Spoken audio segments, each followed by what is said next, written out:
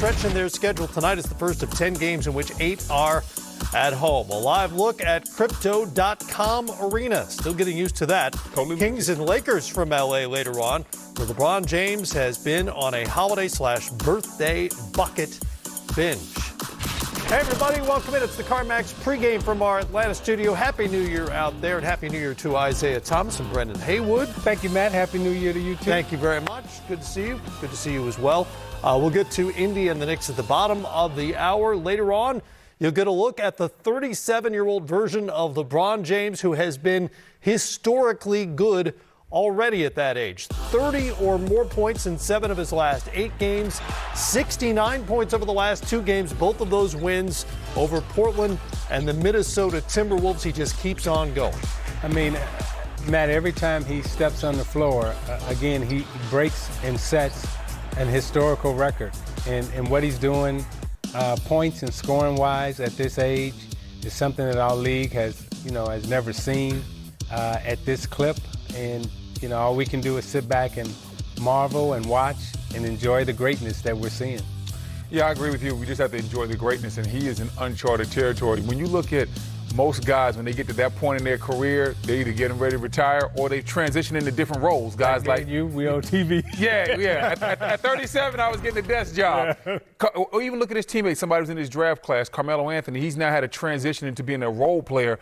And LeBron is just continuing to thrive. And his numbers, averaging 29 points per game, is just staggering when you look at the fact that he's 37 years old. He's been doing this for 19 years. On top of that, he was having long seasons because he was going to all those NBA finals. It was 8 straight finals or 9 straight finals, something like that. And then you throw on top of that, he was playing USA basketball. This guy's body never was really getting a chance to rest, but still he is finding a way to get it done at a high level. What he's doing is truly incredible. And when you compare him to even other greats, rest in peace, Kobe wasn't able to perform at this level at 37. He was only averaging like 17 points per game. Kareem, the great Kareem, only 22 points per game when he was 37 years old. And now you look at where LeBron is, man, oh man, he's just doing it at a level that we've never seen for somebody at this age. You can compare him to other greats. You can compare him to other mortal NBA players. Consider what's happening around the league right now. All the players who are making those comebacks after 2-3 years away from the league because of absences, some of those guys are 30 or they're 28 or whatever. They've been gone. They've already run through the cycle of the NBA and are now trying to make a comeback. He's 37 and still at the top of his game. I mean, not only at the top of his game, and again, we run out of superlatives to kind of say and give to him. And people are probably tired of hearing us talk and say the good things that we're saying about him. But, for this sustained period of, 18 years, he's been consistently unbelievably good. Yeah. And we just haven't, this is crazy. You talk about Kareem at 37. I remember, playing against Kareem, 37, 38, and we still saying, hey, we got to double team Kareem. And right. And I'm saying in my mind, I'm like 24, 25 at the time, and I'm like, why are we doubling this old man? Because he got that skyhook, yeah. But and I'm sure in this generation of players, they may not be able to say it now because they have to compete against him. But, 10 years from now, when you talk to the Steph Currys and, the people of this generation, they're going to look at LeBron James and say, hey, this dude was something other than out of this world that we had to play against. And 37, not a post player, not just a jump shooter, right? Yeah. He's still getting it done athletically at this age. The question, of course, for the Lakers, hit the assist and the rebounds and the steals. Yep. And when you talk about the points, I looked at the points things. He scored more points on less field goal attempts than most of the people he's being compared to. Yeah. I mean, which is truly amazing. It has been an amazing run. The question for the Lakers is how far can he carry them while they wait for Anthony Davis to come back, and how do all those, how shall we say it, veteran parts in L.A. fit together on this roster? One of those parts, Russell Westbrook, and there's still lots of questions about how well he fits in. Sunday, the win over Minnesota, 20 points, 3 boards, 5 assists, and 9 turnovers, which is not his career or even season high. And those are the kinds of numbers that fuel that debate about how effective Westbrook is. He has played more minutes than any Lakers so far, but LA has lost those minutes by 50 points. He leads the league in turnovers by nearly 30 at this point in the season. That's a category in which he's led the league 4 previous times. Granted, some of that just comes with him having the ball in his hands as much as he does. After the game Sunday, Russ weighed in on Russ. My game is not predicated on shots or if I turn the ball over. Like, if I miss some shots, that's part of the game. I'm allowed to miss shots. I can do that, like any other player. I can do that. I can turn the ball over too. I can do that. That's all a part of the game. But when you watch a basketball game and figure out what impact, making the right plays, boxing out, rebounding, whatever that may be, making the right play, making the right reads, that's all about being a basketball player. Well, and those numbers, good and bad, are all part of the Russell Westbrook experience. We've seen that over the course of his career. What approach will best serve the Lakers if they're going to maximize this significant talent on the roster? I think if they're going to maximize that talent, Russ is going to have a come-to-Jesus moment or look in the mirror moment with himself.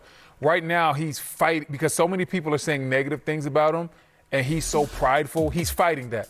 Oh, I can turn the ball over as many times as I want. Yeah, you can, but that's not going to help your team.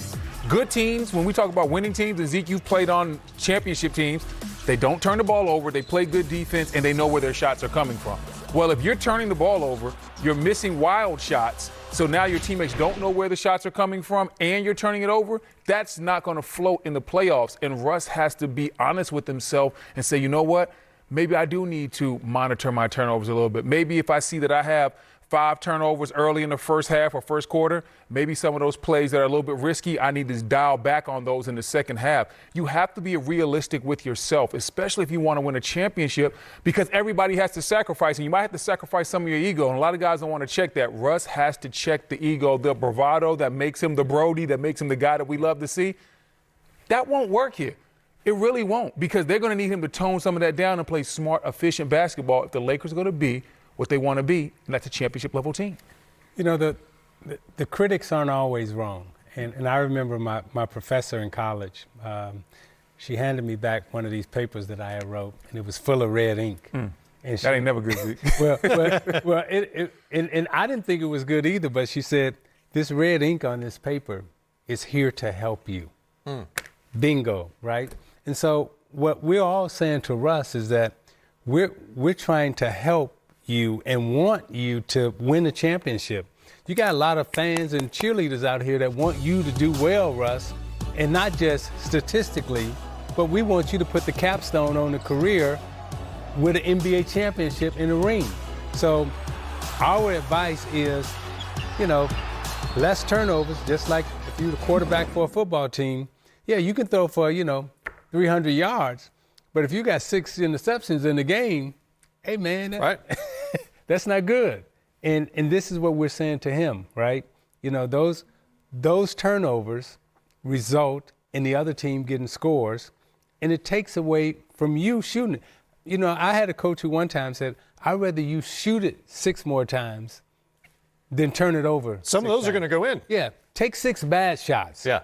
Don't turn it over. Right. So this is what we're saying to Russ. Well, and look, he is a physical force from the guard position that we just haven't seen, right? Yeah. And there's still a lot of good there, but the shot selection, the turnovers, the defense, particularly off the ball, those are things that stand out when you look on the negative side of things. Yeah, and to your point, right, all those positive things that you just said, that's why we want him to win, so we can say, hey, other kids can be like you and win a championship. Right. So we want that for Russ. And the Lakers will need that from Russ moving forward. Again, Lakers and Kings coming up a little later on. First, it's the Pacers and the New York Knicks. Much more on the way here in the CarMax pregame. RJ Barrett.